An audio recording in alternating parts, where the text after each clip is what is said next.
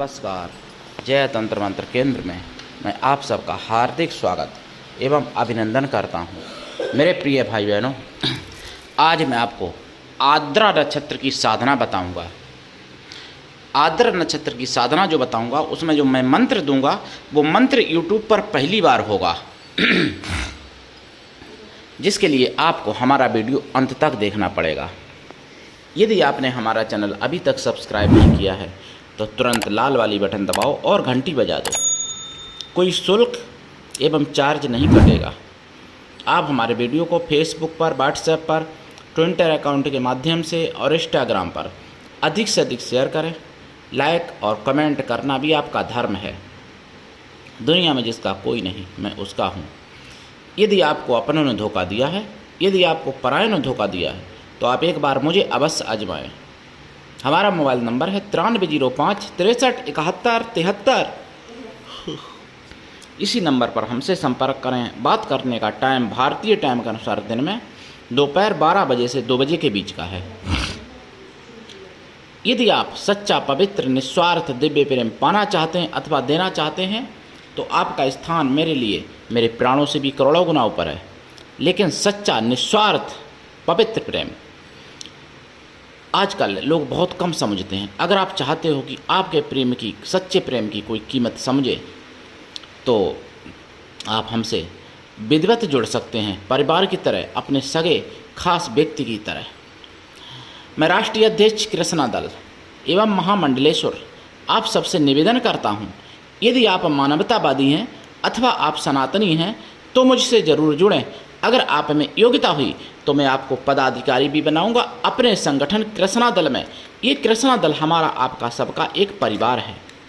आप देश विदेश में, विश्व के किसी भी कोने में रहते हैं, कोई दिक्कत नहीं, आप हमारे दिए हुए ज्ञान से भरपूर लाभ उठा सकते हैं। देखिए, आर्द्रा नक्षत्र के बारे में मैं आपको बताऊं उससे पहले मैं मृगशिरा नक्षत्र की एक बात बता दूं। मृगशिरा नक्षत्र में जो व्यक्ति जन्मे हैं उन व्यक्तियों को खैर की सेवा करनी चाहिए, खैर के पेड़ की, और कभी भी जीवन में अपने कत्था नहीं खाना चाहिए। पान जो खाते हैं कत्था लगा के, तो उनको कत्था बिल्कुल नहीं खाना चाहिए मृगशिरा नक्षत्र में जन्मे व्यक्ति को। और आर्द्रा नक्षत्र में जन्मे व्यक्ति को शीशों के वृक्ष की सेवा भी करनी चाहिए, शीशों का वृक्ष भी लगाना चाहिए और शीशों के वृक्ष को हानि नहीं पहुंचानी चाहिए। और आर्द्रा नक्षत्र में तो अधिकांश उनकी सेवा करनी ही चाहिए, शीशों के वृक्ष की, जिनका जन्म आर्द्रा नक्षत्र में हुआ है। ऐसा करने से उनको सुखी जीवन उनका होगा, खुशी प्राप्त होगी, सारे कष्ट भी दूर होंगे। लेकिन इसके साथ जो मैं मंत्र बताऊंगा वो यूट्यूब पर पहली बार होगा। अभी तक किसी ने वो मंत्र नहीं दिया आर्द्रा नक्षत्र का। वैसे आर्द्रा नक्षत्र का वैदिक मंत्र है, बहुत लोगों ने डाला है, वो आप कहीं से भी ले सकते। हालांकि वैदिक मंत्र लोगों को जपने में दिक्कत होती है तो इसलिए मैं वैदिक मंत्र यहाँ पर नहीं दे रहा हूँ। और मैं कई मंत्र दूंगा आर्द्रा नक्षत्र के, और आर्द्रा नक्षत्र में ही वो मंत्र शुरू करें। जिन लोगों का आर्द्रा नक्षत्र का जन्म है, आर्द्रा नक्षत्र में ही वो मंत्र शुरू करें, और या तो उसी दिन 27,000 कर लें। अगर ऐसा संभव ना हो तो फिर आर्द्रा नक्षत्र से शुरू कर और दोबारा जब आर्द्रा नक्षत्र आता है, 27 नक्षत्र होते हैं, 28वें दिन घूम के आ जाता है, कभी दिन घटता बढ़ता है तो 29वें दिन भी आता है, तो कभी 27वें दिन भी आ जाता है, नहीं तो 28वें दिन तो आता ही अगर घटे बढ़े ना तो उस हिसाब से आर्द्रा नक्षत्र में ही आप समाप्त करें ये साधना। आराम से 27,000 हो सकता है, बड़ा मंत्र भी हो सकता है 27,000। अब आर्द्रा नक्षत्र से के जानकारी देने से पहले मैं एक आपसे निवेदन कर दूं, यदि आप सनातनी हैं और आप जागेंगे तो आप बच सकते हैं। अगर आपके मन में हिंदुत्व नहीं है, अगर आप सेक्युलर हिंदू हैं तो आप अपनी आँखों से अपना विनाश होते हुए निश्चित देखेंगे। इसलिए आप सेक्युलरता का नशा उतार दीजिए। सेक्युलरता ने ही आपकी बर्बाद किया है। विश्व में सनातन था पहले और भारत में बचा, भारत के भी टुकड़े हो गए, लगभग 12 देश बन गए और छोटा सा टुकड़ा बचा, 33% भी नहीं बचा भारत, और उसमें भी 29 राज्यों में से 20 राज्य तथाकथित हिंदू हैं, और 9 राज्य में तो खुलकर कहता हूँ कि हिंदू अल्पसंख्यक हो चुका है। 223 जिलों से ज़्यादा जिले हिंदू विहीन जैसे हो गए हैं।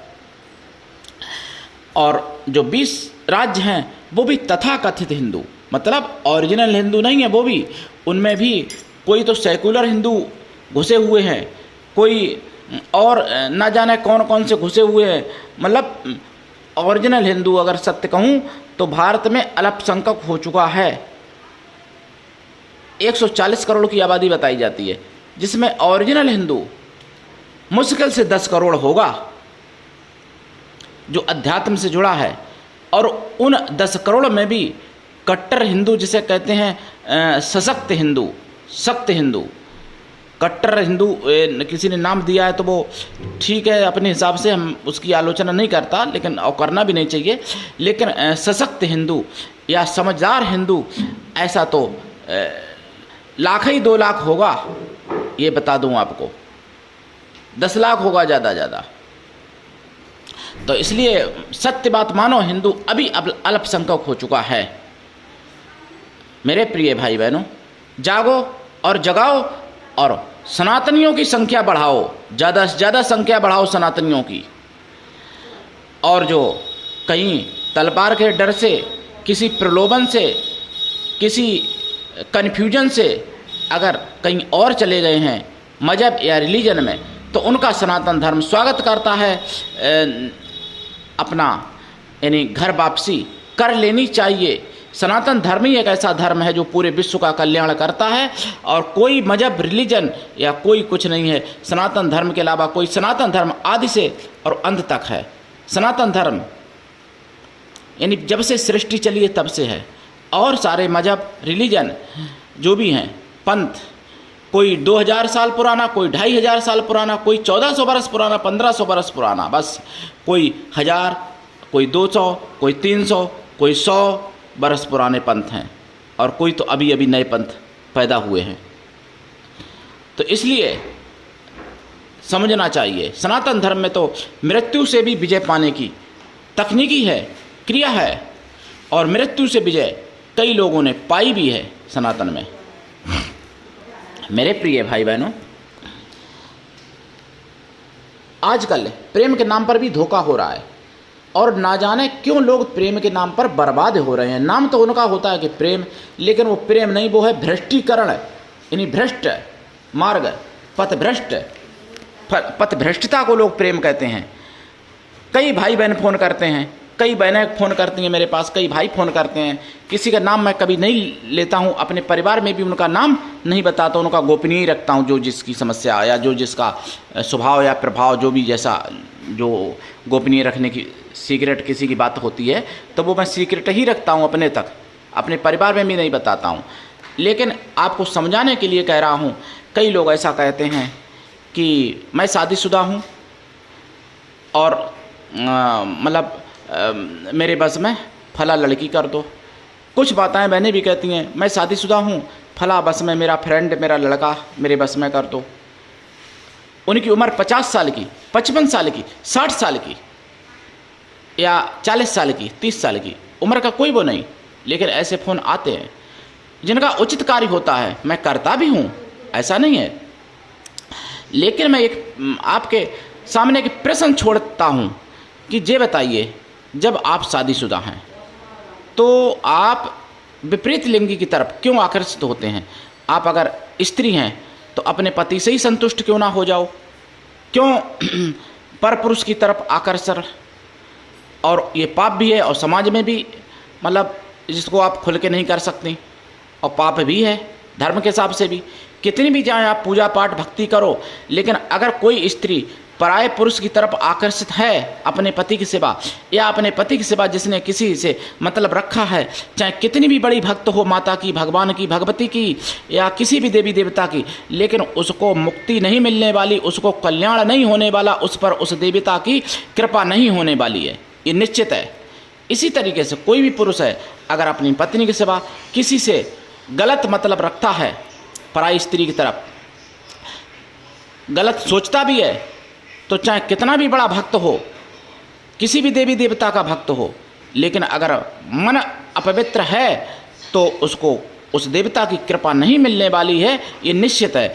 मन को पवित्र करना सबसे बड़ा कहते हैं जिसका मन पवित्र होगा, तो अगर कोई पुरुष है तो अपनी पत्नी के सिवा किसी से मतलब न रखे। पत्नी एक है या दो है वो अलग प्रश्न है, लेकिन पत्नी के सिवा किसी से मतलब न रखे और किसी के प्रति गलत न सोचे।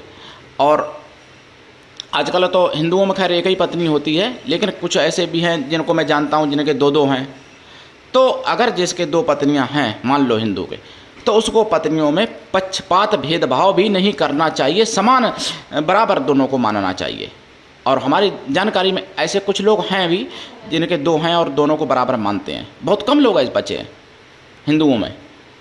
और दूसरी बात, अगर कोई स्त्री है, शादी से पहले अगर कोई गलती हो गई है तो उसको सुधारने की कोशिश करो। और पहली बात तो जो स्त्री जीवन में एक पति के सिवा किसी से संपर्क नहीं रखती है, शारीरिक या मानसिक गलत रूप में, तो वो स्त्री देवी है। उसका दिया हुआ श्राप और उसका दिए हुए वरदान दोनों ही सत्य हो जाते हैं, और वो अपना भी कल्याण कर सकती है, अपने परिवार का भी भला कर सकती है और दूसरे का भी भला कर सकती है। केवल अपने वचनों से श्राप भी देके भी दूसरे को नष्ट भी कर सकती है और वरदान देके दूसरे का कल्याण भी कर सकती है। जो भाग्य में नहीं है वो भी देने की क्षमता रखती है वो स्त्री, जिसकी पति से कभी लड़ाई नहीं होती। ऐसे घर में सदा लक्ष्मी रहती हैं। जिस घर में पति पत्नी में आपस में प्रेम रहता है, कभी लड़ाई नहीं करते हैं, ऐसे घर में लक्ष्मी, सरस्वती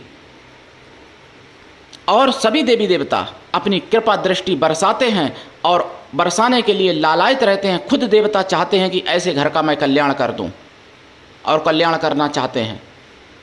अब बिना पैसे का काम आपसे नहीं होता और लाखों करोड़ों रुपए दे रहे कहीं तांत्रिकों को, कहीं ज्योतिषियों को, कहीं किसी को, लेकिन सुधार तो अपने अंदर हो करोगे तभी हो जाएगा ना।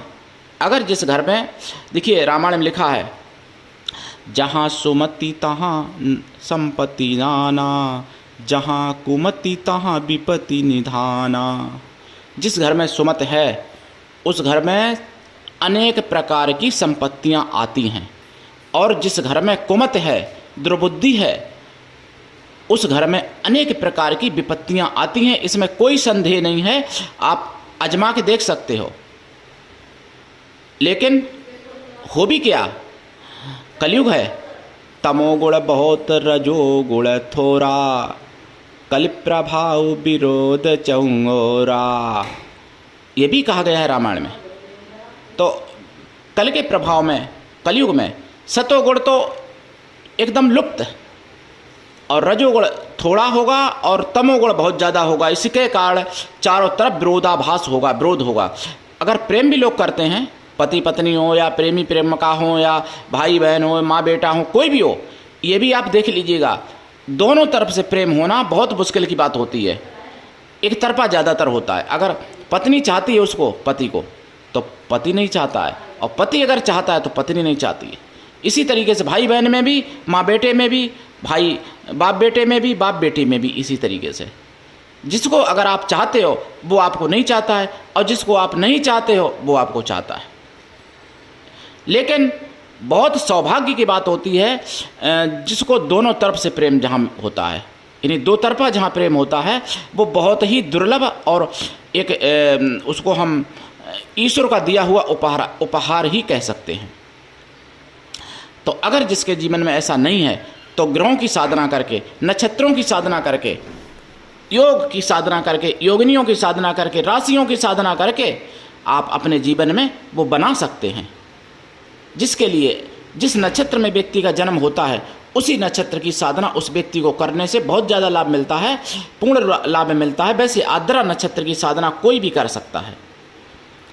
आर्द्रा नक्षत्र की साधना करने से विजय प्राप्ति भी होती है, क्योंकि देखिए आर्द्रा नक्षत्र को वैसे ज्योतिष शास्त्र में आंसू की संख्या दी गई है, नमी की, लेकिन आर्द्रा नक्षत्र शिव का बाण भी है,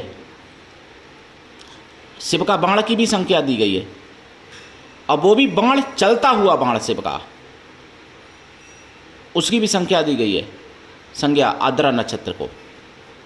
वो मैं प्रमाण दे सकता हूँ कहाँ पे दी गई है, कैसे दी गई है। आप शिव पुराण में भी देख सकते हैं वर्णन आर्द्रा नक्षत्र का, जो आपको अभी तक किसी ने यूट्यूब पर नहीं बताया होगा। कि आर्द्रा नक्षत्र की संज्ञा शिव के बाण की भी दी गई है। ये तो आपने बहुत जगह सुना होगा कि आर्द्रा नक्षत्र की संज्ञा आंसुओं की नमी की है। तो आर्द्रा नक्षत्र की साधना में आपको देखिए, एक टाइम भोजन, भूमि शयन, ब्रह्मचर्य व्रत आवश्यक है और साधना काल में शुद्ध शाकाहारी भी रहना चाहिए। वैसे किसी भी नक्षत्र की, किसी भी ग्रह की, किसी भी राशि की, किसी भी योग की, किसी भी योगिनी की कृपा पाने के लिए आपको सात्विकी लाइफ टाइम शाकाहारी तो होना ही चाहिए। ये बात मैं हर वीडियो में नहीं बताऊंगा, क्योंकि भाई सभी वीडियो में वही बात थोड़ी दोहराऊंगा। इसलिए वीडियो पूरा देखा करो और गौर से एक एक शब्द को सुना करो, तब समझ में आएगी। बहुत लोग फ़ोन करते हैं, जबकि मैं वही चीज़ दिए रहता हूँ वीडियो में, फिर भी लोग फ़ोन करते हैं। अगर आप, बहुत लोग फ़ोन करते हैं, बताते हैं कि गुरुजी मैंने जो है फला चैनल वाले से संपर्क किया, फला संगठन के राष्ट्रीय अध्यक्ष से संपर्क किया और मुझे जवाब भी नहीं आया। मैंने ईमेल जीमेल द्वारा भेजा, उनके पास पत्र जो भी है व्हाट्सएप पे भेजा या उनके ईमेल पे भेजा, उनको जवाब भी नहीं आया। 1 साल हो गए, 2 साल हो गए। मेरे प्रिय भाई बहनों, जिसकी जो भावनाएं हैं, मैं सभी की भावनाओं की कदर करता हूँ।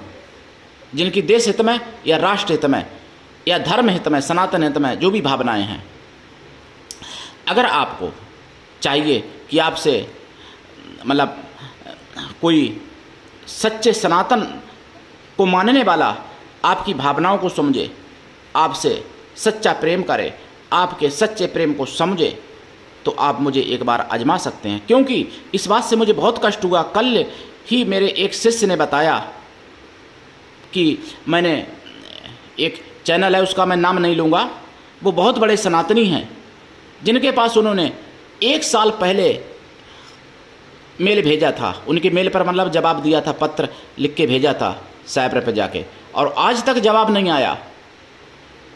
तो ऐसे लोगों के लिए हम प्राणों से भी समर्पित रहते हैं और हमेशा रहेंगे। सनातनियों के लिए, हम जो सनातन के लिए खड़े हैं, जो सनातन का कोई भी कार्य कर रहे हैं, चाहे वो मेरा शत्रु ही क्यों ना हो, अगर वो सनातन के लिए समर्पित है तो हम उसके लिए समर्पित हैं। मेरे प्रिय भाई बहनों, आर्द्रा नक्षत्र की साधना कैसे करें? देखिए, मैंने कुछ तो विधि बता दी है। इनकी साधना अगर आप दिन में भी करते हो, आर्द्रा नक्षत्र जब हो तभी करें, रात्रि में करें। वैसे रात्रि में अगर आर्द्रा नक्षत्र है तो रात्रिकालीन साधना ज़्यादा सफल होती है किसी भी देवी देवता की। ये भी बात आप ध्यान रखना। साधना काल में घी का दीपक जलाएं, खोया की मिठाई के प्रसाद रखें और जाप करें। दीक्षा लेके जाप करें। बिना दीक्षा के कभी भी किसी भी प्रकार की कोई साधना में सफलता नहीं मिलती है। मंत्र मैं बता रहा हूँ, जो यूट्यूब पर पहली बार है वो मंत्र मैं पहला ही बता रहा हूँ। पहला मंत्र, ओम दक्षिजाय विद्महे चंद्र पत्नी च धीमहि तन्नो आर्द्रा प्रचोदयात्। ये मंत्र यूट्यूब पर पहली बार है, किसी ने नहीं दिया होगा अभी तक। खंगाल लेना पूरा यूट्यूब। और मंत्र भी मैं बता रहा हूँ आर्द्रा नक्षत्र के। ओम आर्द्राय हुम फट भी कर सकते हैं और ओम आम आर्द्राय नक्षत्र हुम फट, ओम आम आर्द्रा नक्षत्राय हुम फट, इस तरीके से भी कर सकते हैं इस मंत्र को। और ओम आम आर्द्राय नमः, इसको भी कर सकते हैं। ओम आर्द्राय फट भी कर सकते हैं। ओम आर्द्राय सकल शत्रु विनाशनाय हुम फट, इस मंत्र को भी कर सकते हैं आप। ओम आर्द्राय मम सर्व सुखम देहि देहि स्वाहा, इसको भी कर सकते हैं। इनमें से कोई भी मंत्र आप कर सकते हैं। ओम आद्रम, ओम आद्रम, इस तरीके से भी कर सकते हैं इस मंत्र को। ये सब शास्त्रोक्त मंत्र हैं, कोई कल्पना करके नहीं बना रहे हैं। नहीं आप सोचो, कमेंट करो कि ये मंत्र सब मनगढ़ंत हैं। मेरे प्रिय भाई बहनों, और शीशों के पेड़ को आर्द्रा नक्षत्र में लाके अगर कहीं आप लगा देते हो और उसकी सेवा करते हो, वो बड़ा हो जाता है, तो बहुत ही ज़्यादा लाभदायक होगा आपके लिए। अगर आप आर्द्रा नक्षत्र में हैं तो आप हो सके तो 27 पेड़, नहीं तो 7 बिना हो सके तो 3 बिना हो सके तो 1 पेड़ शीशों का जरूर लगाएं। लाभ उठाइए, आर्द्रा नक्षत्र की साधना करिए। और गुरु ऐसा होना चाहिए जो शिष्य से कुछ भी ना ले। शिष्य ऐसा होना चाहिए गुरु सब कुछ दे, गुरु के लिए पूर्ण समर्पण हो शिष्य का। आजकल तो लोग व्यापार हो गया गुरु शिष्य का, तो ऐसे सफलता नहीं मिलती है। आज के लिए इतना ही, धन्यवाद। जय श्री राम, वंदे मातरम, जय सनातन, जय हिंदू राष्ट्र।